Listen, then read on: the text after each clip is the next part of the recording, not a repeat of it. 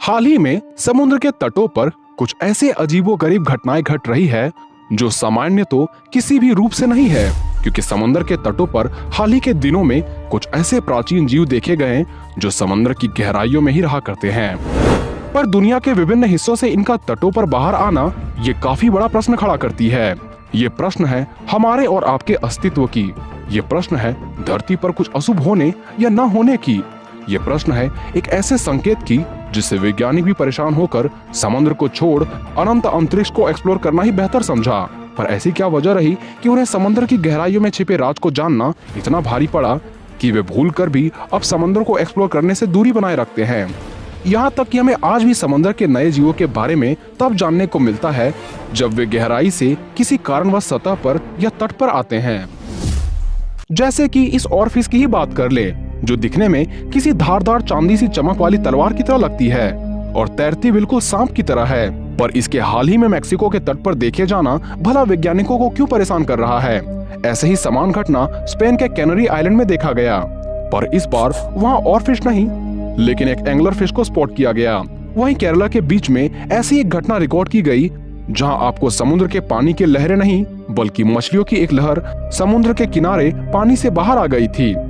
अब गौर करने वाली बात तो यह है कि इन तीनों घटनाओं का कालक्रम में ज्यादा दिनों का अंतर नहीं है, अर्थात ये तीनों घटनाएं जो कि दुनिया के विभिन्न हिस्सों में घटी वे हाल ही में घट रही है। अब केरल वाली घटना कोई नई घटना नहीं है, क्योंकि ऐसी घटना हमें तब देखने को मिलती है जब समुद्र में कोई हलचल होती है या समुद्र से तूफान उत्पन्न होने वाला होता है।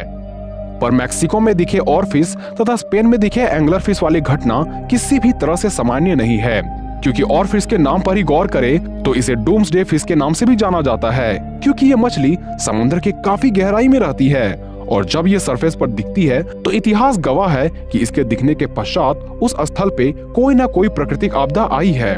वहीं एंगलर फिश को सी डेविल के नाम से भी जाना जाता है, और सी डेविल यानी समुद्री शैतान इन्हें यूं ही नहीं कहा जाता, क्योंकि ये समंदर की 2000 मीटर गहराई में ऐसे क्षेत्र में रहते हैं जहां सूर्य की रोशनी भी नहीं पहुंच पाती और वहां का प्रेशर भी किसी की भी जान ले ले। पर इसका बाहर आना यानी गहराई में कुछ ऐसी घटना को यह इशारा करता है जो महाप्रलय की सूचना हमें पहले से दे देती है। यानी इन तीनों कड़ियों को जोड़ा जाए तो इतना तो स्पष्ट है कि धरती सहित यहाँ के जीवों को किसी बड़ी चीज से खतरा है। पर भला समंदर हमें धरती पर आने वाले खतरे को कहां से बता सकती है? अगर आप ऐसा सोच रहे हैं तो आपने समंदर को अभी तक जाना ही नहीं है। यहाँ तक कि वैज्ञानिकों ने भी अभी तक इसका 20% हिस्सा ही खंगाला है, और समंदर को एक्सप्लोर करने के दौरान कुछ ऐसा हुआ कि उन्हें स्पेस को एक्सप्लोर करना तो सुरक्षित लगा पर समंदर को एक्सप्लोर करना नहीं। अब इसके पीछे का कारण क्या है? यहाँ का प्रेशर, प्रकाश की अनुपस्थिति या एक ऐसे दैत्य की उपस्थिति जो कोई कहानी नहीं बल्कि एक हकीकत है, और यह हकीकत एक दिन धरती का अंत का कारण बनेगा। लेकिन ये जानने से पहले बात करें उन 3 घटनाओं की जो हाल ही में रिकॉर्ड किए गए। उसे लेकर कई वैज्ञानिकों का मानना है कि संभवतः ये सभी जीव क्लाइमेट चेंज होने के कारण ऊपर आ रहे हैं, क्योंकि जैसे जैसे समंदर का पानी गर्म होता जा रहा है वैसे वैसे ये सारे जीव ऊपर ठंडी लहरों की ओर आते हैं। क्लाइमेट चेंज की वजह से ही इन जीवों के हैबिटेट पर काफी गहरा असर पड़ा होगा और वे सागर के गहरे हिस्सों से बाहर निकल आ रहे हैं। दूसरी कारण ये भी बताई जा रही है कि इसके पीछे की वजह अंडर वाटर अर्थक्वेक और वोल्केनिक एक्टिविटी भी हो सकती है। तो हो सकता है कि सी बेड में हुई हलचल की वजह से ये जीव ऊपर आ रहे होंगे, जैसा कि पिछली बार जब जापान के तट पर ढेर सारे ऑरफिश को देखा गया था तो उसका कारण भी सी बेड में हुई हलचल थी, जो बाद में जापान में सुनामी और भूकंप का कारण बना। और रही बात वैज्ञानिकों का समुद्र से पीछा छुड़ाने के कारण की, तो इसके पीछे का कारण को लेकर वैज्ञानिकों का तो बस ये कहना है कि समुद्र के गहराइयों में प्रकाश का पहुंचना असंभव है, और किसी तरह गहराई में पहुंच जाए तो वहां का प्रेशर इतना अधिक होता है कि इंसान द्वारा बनाए सभी उपकरण वहां ध्वस्त होने लग जाते हैं। पर जिस अंतरिक्ष में प्रेशर नगण्य मात्रा में होती है वहां भी सरवाइव करने वाले जब उपकरण बनाए जा सकते हैं, तो ऐसे में समंदर के गहराइयों में प्रेशर को झेलने वाले इक्विपमेंट्स भला क्यों नहीं बनाए जा सकते? पर वैज्ञानिकों ने समंदर पर मानो ध्यान देना ही छोड़ दिया, और इसके पीछे का कारण को लेकर एक नाम एक ऐसे पौराणिक जीव का भी आता है जिसे हम क्रैकन के नाम से भी जानते हैं, जिसे नॉर्थ की लोक कथाओं में सविस्तार बताया गया है।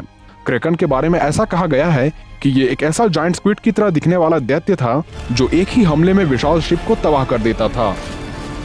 खैर, इसे आप सच ना भी मानो, पर इतना आप जानते होंगे कि मेगालोडॉन शार्क वास्तविकता में पाए जाते थे, जिसके हमें कई अवशेष समुद्र तट पर मिले हैं।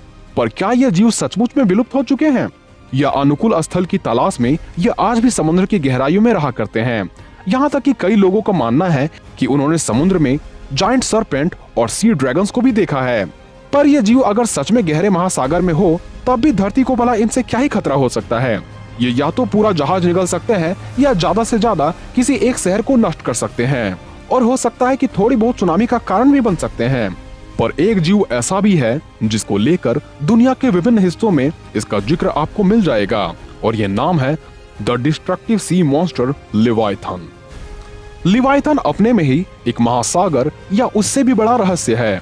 हालांकि बाइबल में भी मेंशन इस जीव को लेकर कईयों का मानना है कि ये वास्तविकता में नहीं हो सकते, क्योंकि इतने विशाल स्वरूप वाले जीवों का हो पाना असंभव है, क्योंकि ये इतने विशाल है कि ये चाले तो एक साथ हजारों समुद्री जहाजों को या पूरे पर्वत को निगलने की ताकत रखते हैं।